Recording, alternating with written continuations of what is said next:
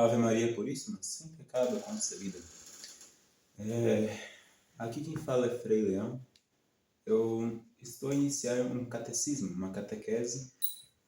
Tencionarei fazer todas as quartas-feiras de acordo com as minhas possibilidades, por causa que pediram-me, algumas pessoas que têm muita influência sobre a minha pessoa, pediram-me para dar esta catequese, dar uma instrução neste canal do YouTube, Franciscanos Josefinos, sobre os temas gerais da igreja. E eu pretendo fazer isto, primeiro por essa pessoa que me pediu, segundamente por causa de outras pessoas que talvez tenham necessidade disto. Em nome do Padre, e do Filho e do Espírito Santo. Amém. Ave Maria, cheia de graça, o Senhor é convosco. Bendita sois vós entre as mulheres, e bendito é o fruto de vosso ventre, Jesus. Santa Maria, Mãe de Deus, rogai por nós, pecadores, agora e na hora de nossa morte. Amém. Em nome do Padre, do Filho e do Espírito Santo. Amém.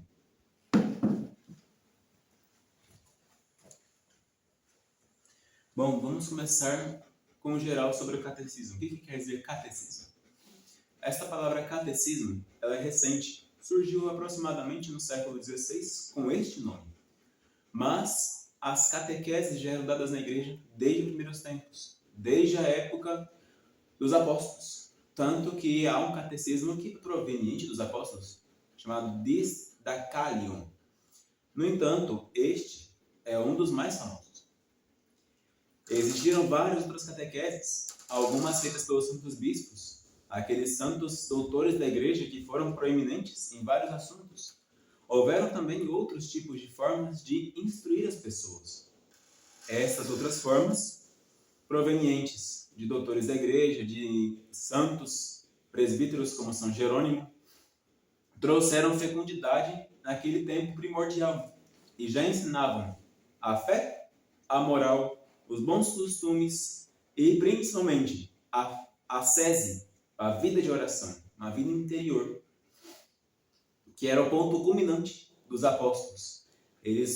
A sua pregação insistia mais em edificar lugares onde homens e mulheres pudessem ter uma característica de vida, onde pudessem fomentar a vida espiritual.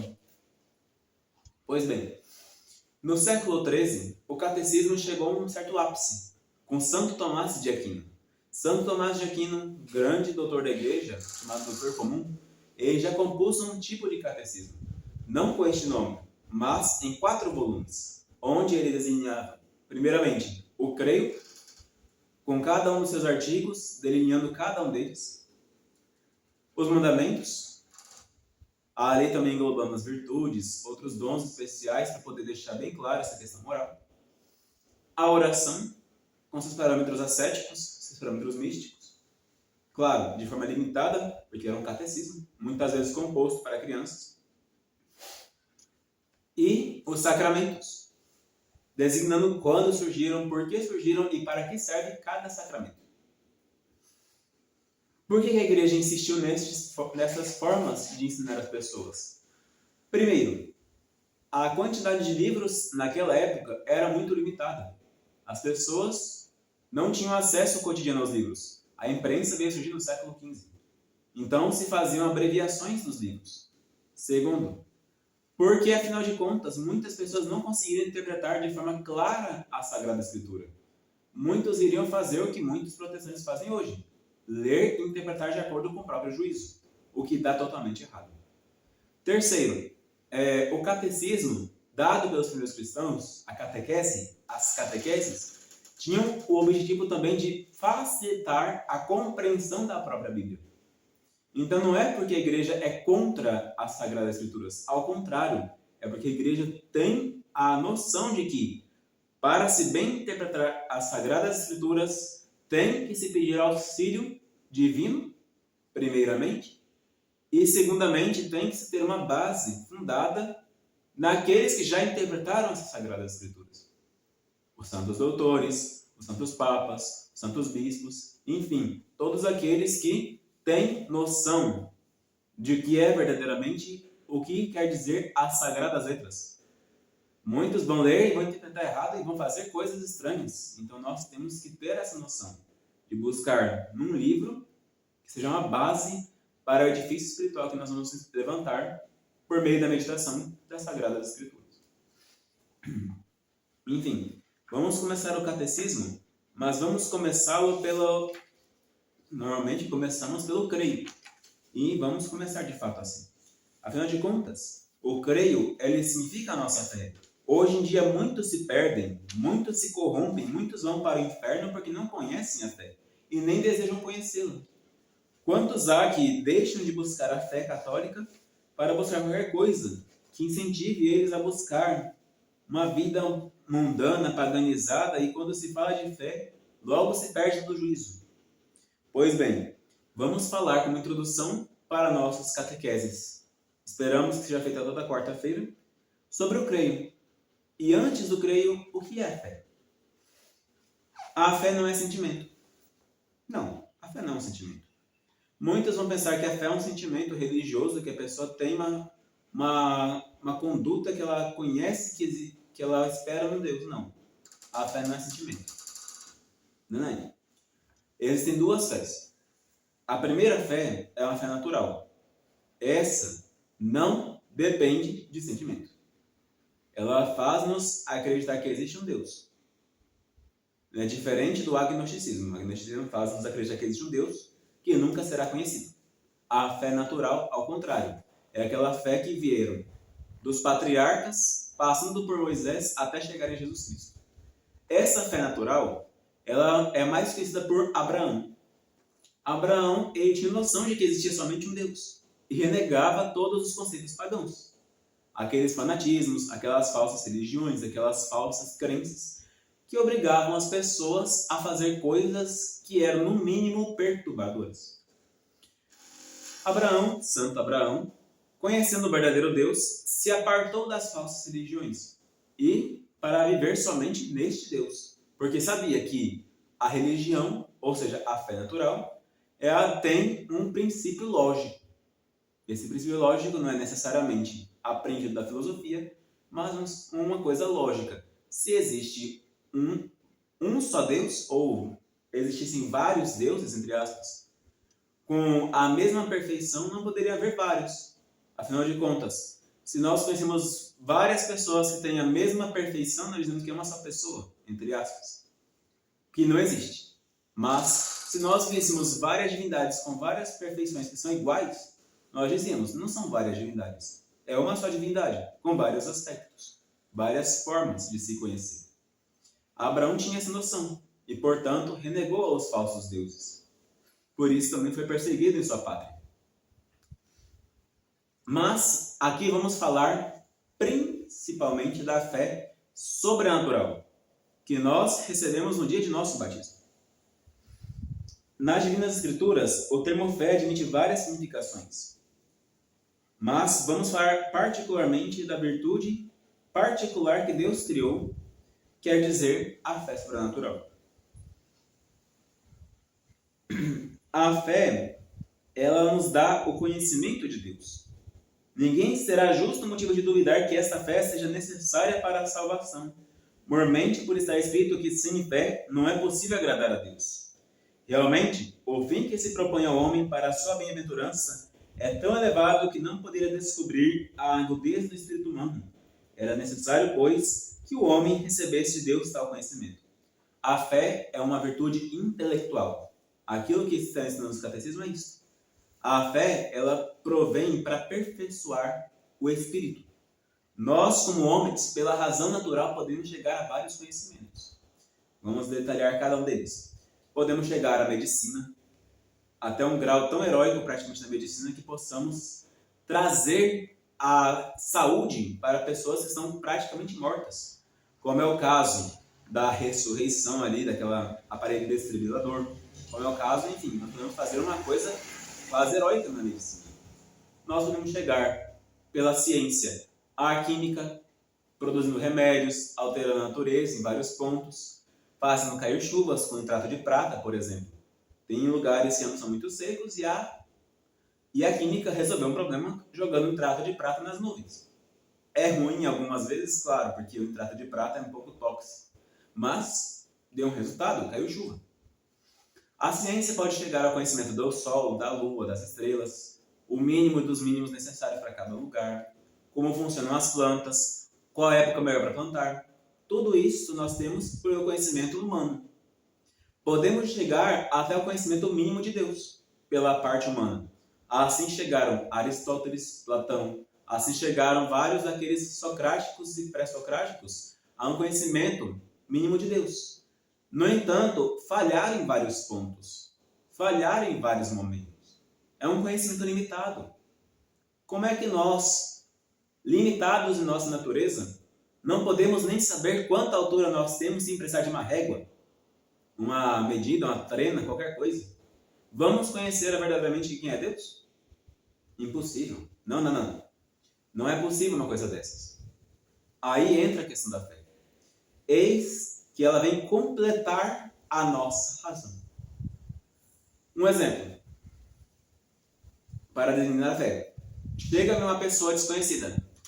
Eis que passará pela sua rua aqui um rei. É claro que eu estou fazendo que um rei vai passar numa rua de terra, mas vamos dizer que vai passar. Vai passar pela sua rua um rei.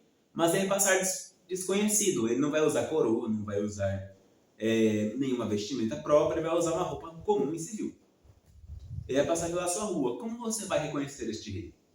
Vai reconhecer pelo cabelo de tal cor, pelos olhos de tal cor, pelo semblante, pelo rosto oval, triangular, etc. Vai reconhecer pelo formato do nariz, pelo formato da boca, pelo formato das roupas. Cada coisa que eu estou dizendo agora é como ele vai passar aqui na frente da sua rua, na frente da sua casa. Eis que aquela pessoa vai embora. E o que eu tenho que fazer? Eu vou dar uma fé natural àquela pessoa. Praticamente eu vou dar fé àquilo que a pessoa disse. Se ela disse daquele jeito e ainda passa dizendo para outras pessoas, é uma coisa que é quase provável. Deus, no caso, ele é um ser sobrenatural. E fez várias revelações privadas a Abraão, a Moisés. Privada no sentido pessoal, a pessoa. Moisés, Abraão, Arão, a Judite, a Esther, enfim, a várias pessoas. Algumas estão claras na Sagrada Escritura, outras não, mas disse revelações. E no final dos tempos, no ápice dos tempos, veio pessoalmente na figura de Jesus Cristo. Ou seja, ele se encarnou na figura de Cristo.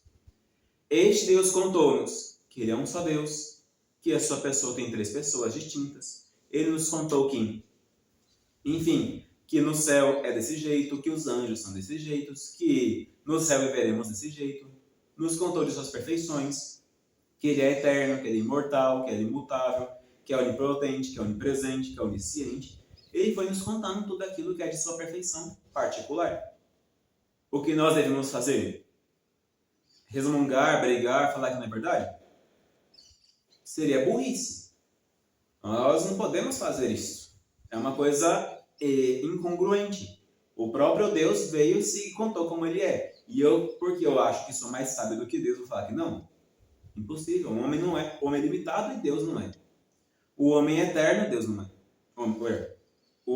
O Deus é eterno, o homem não é. O homem, ele é incapaz de ter sabedoria. Deus é a própria sabedoria. O homem só alcança sabedoria por causa de Deus. E por causa que Deus lhe deu a razão. O homem, ele é um ser, uma criatura. Deus é um criador, é eterno, bem antes. O homem, ele é, como eu disse que era limitado, mas o homem, além de ser limitado, ele é mentiroso. Lembrei minha palavra. O homem mente. Repare no seu filho. Você que é pai de família, repare no seu irmão, repare na sua mãe. É capaz de mentir algumas vezes. Mesmo que às vezes seja inconsciente, mas é capaz de mentir. Mesmo que depois ele retrate. Entenda e compreenda. O homem é capaz de mentir. E ele faz isso com uma certa frequência. Deus é impossível. Como é que Deus, que é perfeito em todas as coisas, vai mentir? Mentira não existe para Deus. A mentira é uma falsidade. Quem é capaz de mentir é o demônio. Deus falou, se comerdes do fruto, morrereis. E de fato, o homem morreu. Ele não morreu como se fosse engasgado com a maçã. Ele morreu de quem encontrou o pecado. O pecado é a morte da alma. O pecado afastou o homem de Deus. E por meio do pecado entrou a morte no mundo. Porque até então o homem não precisava morrer. Depois do pecado, ele começou a morrer. Um atrás do outro. E assim até o fim do mundo será. Então, Deus, como Ele é capaz de mentir, Ele pode nos contar como Ele é. Isto é a fé sobrenatural. Acreditar nesta verdade que este Deus revelou. Pois bem.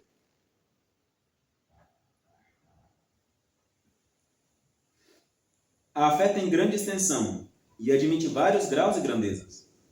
E dignidade, como se depreende da Sagrada Escritura. Homem de pouca fé, por que duvidaste? Grande é a tua fé. Aumentai a nossa fé. E ainda, fé sem obras é morta. A fé que opera pela caridade. Entanto, a fé é uma só virtude, e os diversos graus que possam ter entram perfeitamente na mesma definição. Aqui nós vamos fazer o seguinte embasamento. A fé, ela pode ser mínima, ao ponto da pessoa acreditar minimamente em Deus, e por isso chegar a duvidar quando ele manda alguma coisa. Como aconteceu a São Pedro antes de ser Papa, que Nosso Senhor falou para ele vir caminhando nas águas até ele, e ele duvidou e por isso afundou nas águas. Logo depois de Pentecostes, a fé de Pedro aumentou, ao ponto de que Nosso Senhor mandou ele até morrer, sofrer martírio, e ele foi. A fé ela aumenta, ela nasce pequena e vai aumentando. Nós temos que aperfeiçoar a nossa fé. No entanto, a fé, nem por isso, deixa de ser uma virtude simplesmente infusa. O que quer dizer virtude infusa? Nós temos virtude infusa e adquirida. Virtude adquirida é aquela virtude que nós praticamos com o tempo, vamos forçando a nossa prática, e nós perdemos se nós deixamos de praticá-la. Por exemplo, a virtude da amabilidade. Uma virtude que nós praticamos com o nosso próximo. Ser amáveis com eles, sensíveis com ele, gostar deles, fazer o possível para agradar-lhes. No sentido de que não vai fazer pecado com ele, mas vai dar ao próximo um mínimo de conforto de estar em sua presença. Você vai praticando aquilo, é difícil no começo, você vai sentindo angústia, quer falar uma palavra bruta, quer dar uma paulada na cabeça do seu próximo, mas você não faz. De repente aquilo fica fácil. À medida das coisas que você vai decaindo naquela virtude, você vai perdendo aquela virtude. A virtude infusa não. A virtude infusa é imposta por Deus à alma. Deus a infunde na alma. É como se ele pegasse um ferro em brasa e aplicasse na alma. E aquele ferro em brasa deixa marca. Isso é fé. Ela pode ser perdida? Pode. Quando nós caímos no pecado contra a fé. Mas fora isso, ela continua lá porque ela foi infundida por Deus. É infundida no dia do batismo.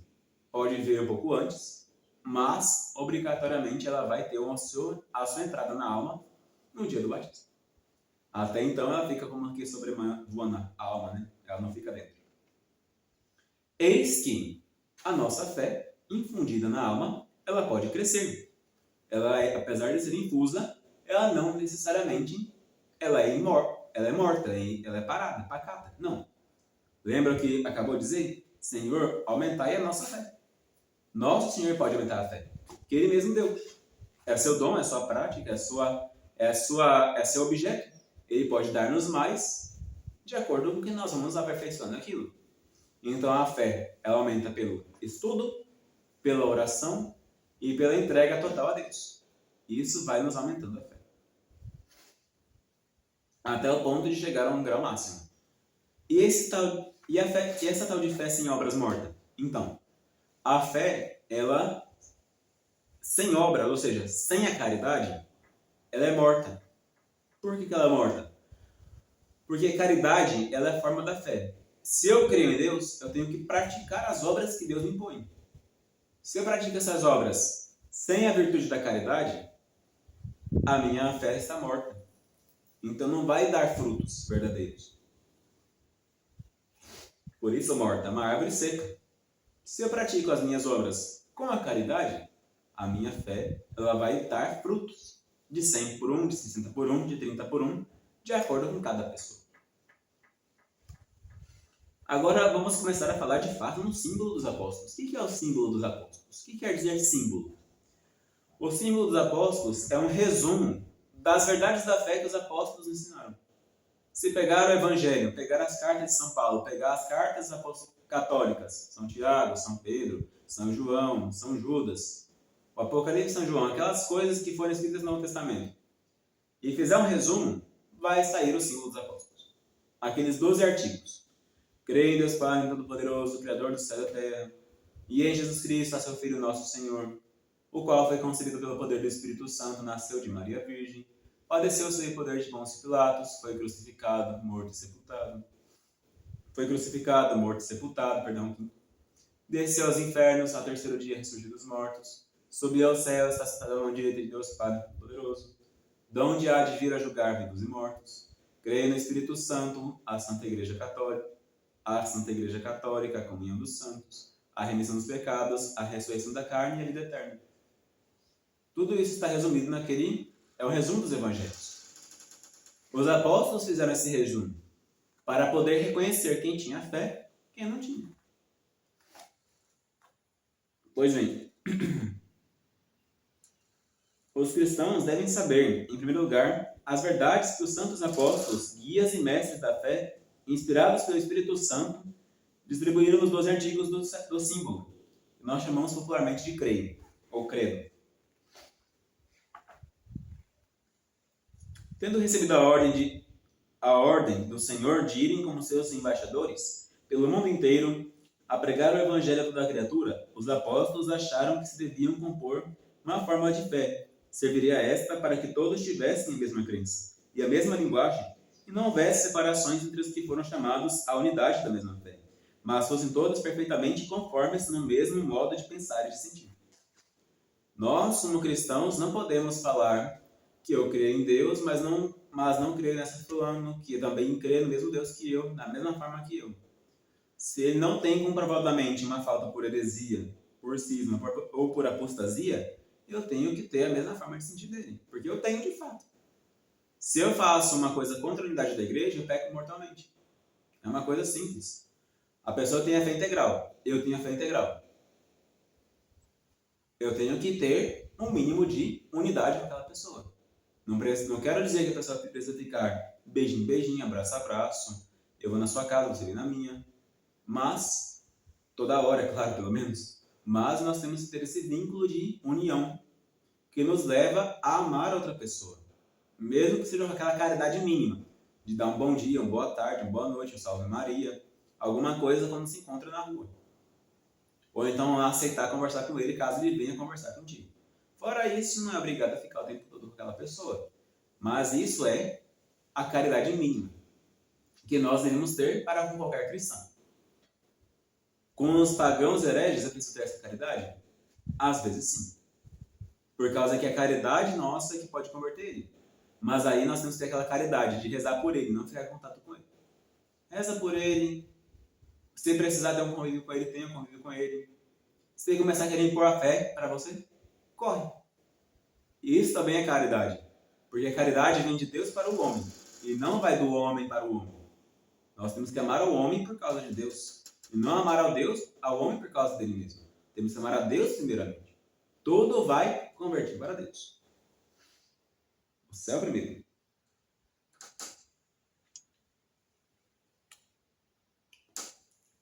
A esta profissão de fé e esperança cristã que acabavam de redigir, os apóstolos chamaram de símbolo, ou porque se forma das várias proposições que cada um deles apresentou, ou porque devia de servir de senha para identificar os desertores, os irmãos falsos e intrusos, que adulteravam o Evangelho, e assim distingui-los daqueles que verdadeiramente tomavam um santo compromisso na milícia de Cristo. Eis que Jesus Cristo, nosso Senhor, veio, se revelou, e chega a gente que fala assim, eu não quero acreditar nisso que Jesus Cristo disse. Eu quero acreditar nisso, que eu mesmo fiz. Como, por exemplo, o tal de Ário, que falou que Cristo não era Deus. Jesus Cristo é homem, ele é somente homem, não pode fazer nada por nós porque ele é homem. É um homem perfeitíssimo, mas é homem. Não. A fé cristã nos proíbe crer isso.